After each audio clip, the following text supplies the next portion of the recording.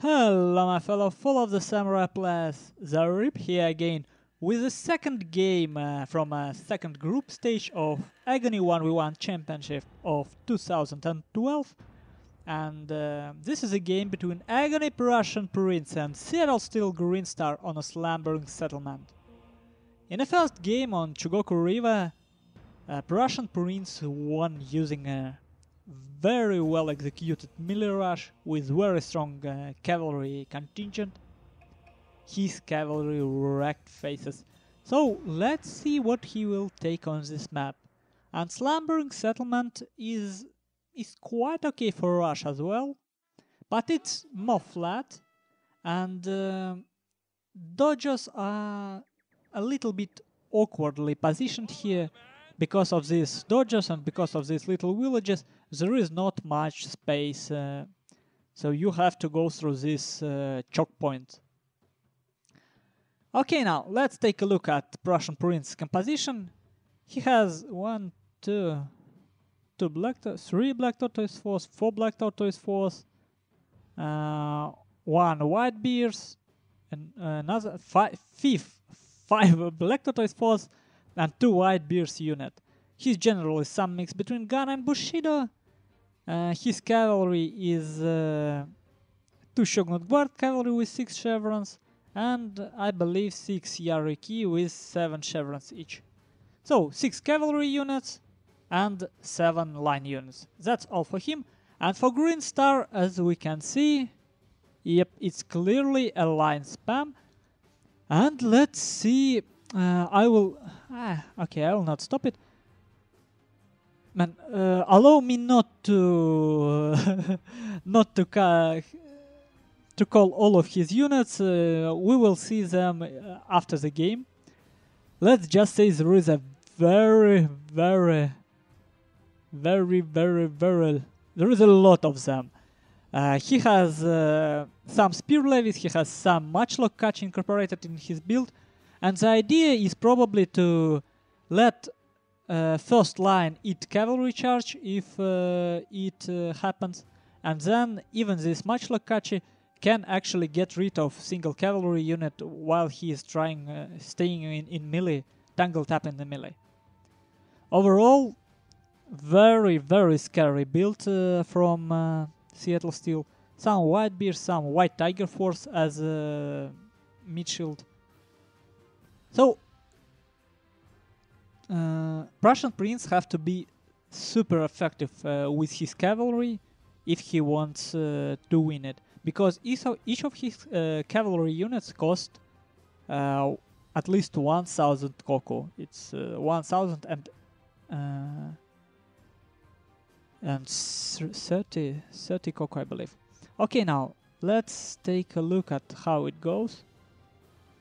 They're closing to each other. None of them have 150 range units, from what I can say. Man, I love this build from Greenstar because it's just very difficult to destroy. You don't know what to do against it. You kill one unit, another, and they still keep coming. But the weakness of this build is, as you can see, it's not very mobile. Now, Greenstar, as you can see, it's already obvious that he has some weakness in the middle, and 2 wings of his army cannot help each other. So if PrussianPrince somehow can slow down Greenstar's advance on left flank, right flank of Greenstar can be destroyed by simultaneous attack of line and cavalry, which PrussianPrince tries to do now. His Yariki charging, and let's take a look at this spear levy. This is interesting. Look at this. Concerned, attacked from a rear, while this Yariki just went near. You see? They just touched it, that unit. So this mechanic works very strange sometimes. This Yariki went eaten 1 volley, so 50 casualties are needed. And PrussianPrince cannot allow himself to stay in prolonged melee. this unit is rotated to not be hidden from the back. But overall, it seems like Greenstar doesn't actually manage this flank. He micros his left flank because this spear levy just now they're moving towards this cavalry. And Prussian Prince just charges his cavalry one unit, another, he charges them again and again, while his line were keeping front of Greenstar busy. So you see this depleted hierarchy already killed almost 200 men. Well, 170, this one not so well. And here let's see what is happening. Greenstar slowly advancing using his White Tiger force as a mid shield and trying to get flanking. This is how you use line heavy builds. And here this flank of Greenstar collapsing rapidly, and he didn't manage. Now he tries to manage it. He tries to use this spear levy to get Prussian Prince cavalry, but damage is done. The whole flank collapsed, and now the main problem for Prussian Prince is his cavalry losing support of this line unit. Line is too slow. He destroyed this flank, but this line doesn't get in this fight fast enough. So let's see what happened.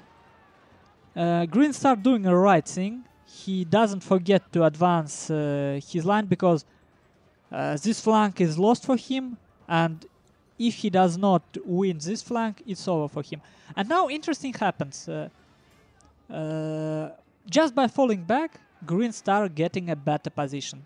Now his units are hidden in a forest, and they are somewhat protected by this hill. So, well, we will see what is happening. And a lot of Prussian Prince forces are actually quite far away from a battle. So it's a race against time here. These two units, they will be destroyed, that's for sure. Well, at least in typical situation. And Prussian Prince have to get that line closer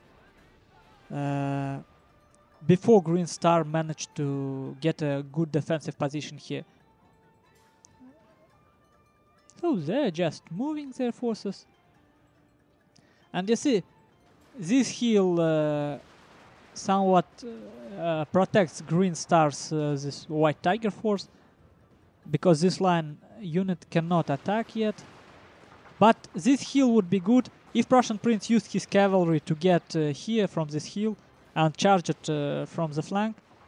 He would rout this unit almost instantly. But this will be a bit risky for him.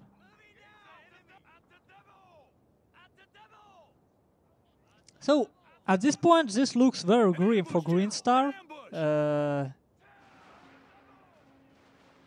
because forces of Prussian Prince so far were much more effective, and now Prussian Prince does what I think very important mistake. Oh no, he still didn't. I thought that this unit, yeah, it's shooting. Prussian Prince cannot allow to lose his cavalry because it's... well, if you look at them, they already paid for themselves. 250 kills, but he still needs them to create a disbalance, because he is losing this right flank of his rapidly. He doesn't have a ground here.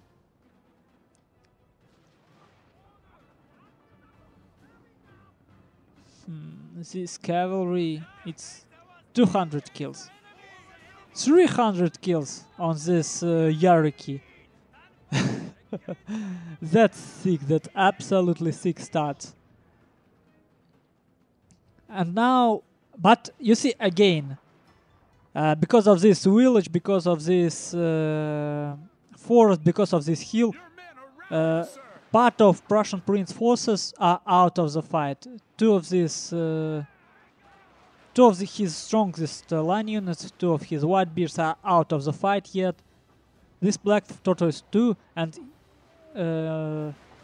Prussian Prince have to waste time and ammo of these white bears just to take care of this Machlokachi, which cost which cost 2 times less. And now Prussian Prince finally lost all his cavalry. Overall, I would say that he have an advantage, and he decides to play it faster. He actually risks his general and charges it here, and I don't know. Yeah, Greenstar sees it. You see, now general of Greenstar. No, he does not attack it. But man, this is so risky. I don't know. Maybe Prussian Prince does it because he has a morale dodge, I think. But overall, this is a very risky maneuver. So Prussian Prince, basically, he wanted to not give up this flank completely. He wanted to rout that white bears, but he loses his general. This was a very risky move, and I'm not sure it was worth it.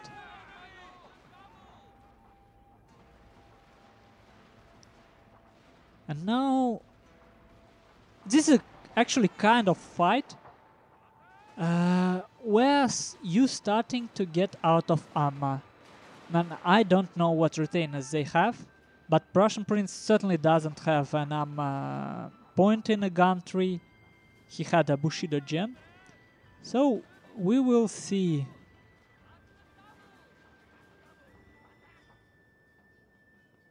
And now, actually, I would say Greenstar, if he just had one cavalry unit and could send it near this morale, near the shrine, and uncheck it, uncap it for Prussian Prince, because the only thing that keep Prussian Prince forces in fight is this morale shrine right now. But Greenstar cannot use his general to go there because his line units may actually rout. Yeah. So I'm not sure. I will probably speed this up a little. Let's see what's going on. So Greenstar tries to use his range advantage. His general have extended range, and Prussian Prince, all he wants is to get a nice encirclement here. Now you see, Greenstar he isn't a bad player from what I can see.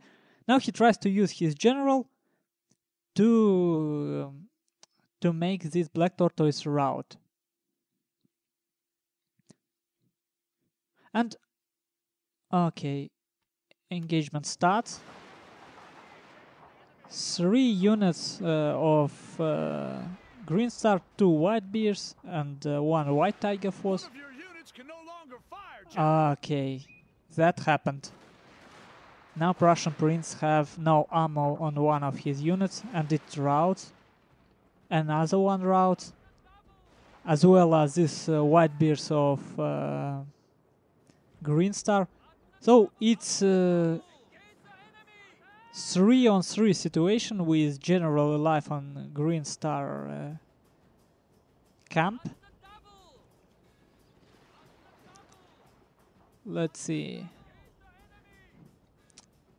Yeah, he tries to use his white tigers and his general to rout this black tortoise force. And that will be probably a good exchange.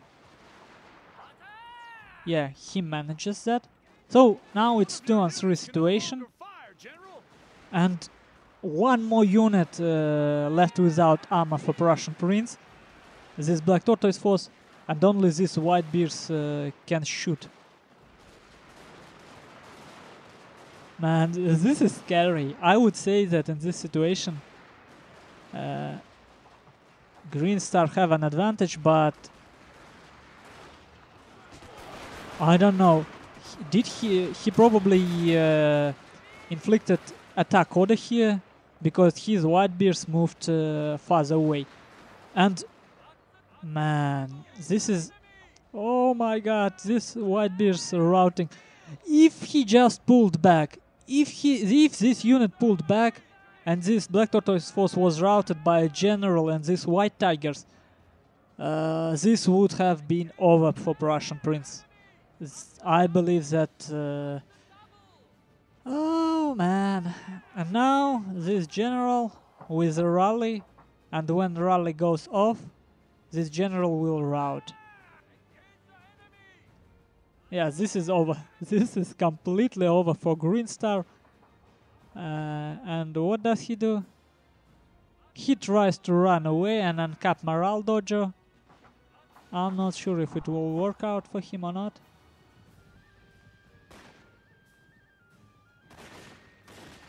So rally wears down. His general's still alive. Oh, and you see, actually Prussian Prince didn't have to attack. He has all 3 dodges. Each time... A whole unit has fallen to the enemy. Interesting. Well, let's see what happens.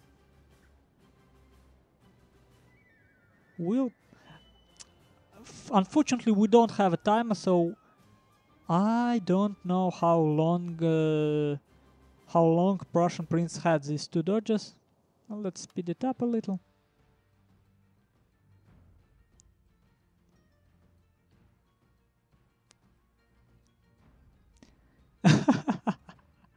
Yeah, he will do it. It's still not over. I know this is very, very frustrating. But now Prussian Prince have 1 line unit without any ammo and another one. So only one of Prussian Prince unit can shoot. Yeah, I have to speed this up. Oh my god. What are you doing? And he routed. Man, this was... I'm not sure that this was a good idea on the Greenstar. From Greenstar, I don't think he should have closed the distance to Prussian Prince line. Man, very interesting game. I know playing against line spam can be frustrating, but it still shows skill. And I'm absolutely certain then we will see kill counts on cavalry of Prussian Prince. We will see that skill. And you know, honestly, I think if Greenstar had just a little bit better micro, this game would have been probably his game, because you see, Prussian Prince barely won it with all, and Prussian Prince did how should I put it? Almost no mistakes from Prussian Prince in this game. There is a lot of places he could have played better, but overall most of micro mistakes that was done by Greenstar on his right flank, because he could have made Prussian Prince to pay much more for that right flank, and Greenstar didn't recognize the main threat. If he concentrated his force on getting rid of the cavalry of Prussian Prince instead of shooting at the line of Prussian Prince, I think this could have turned other way. So, Greenstar deployed 1,200 men more, and he lost 200 more. And obviously when you bring up so many spear levies and white tigers, your line will have your units will have a lower morale, so they will run faster. 341 kill, 220 kill, 200 kill.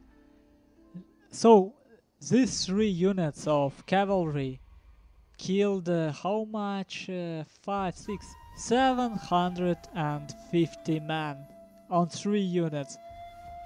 Sick, absolutely sick stats. and they barely made themselves pay for itself. Just imagine this Shogun Guard cavalry.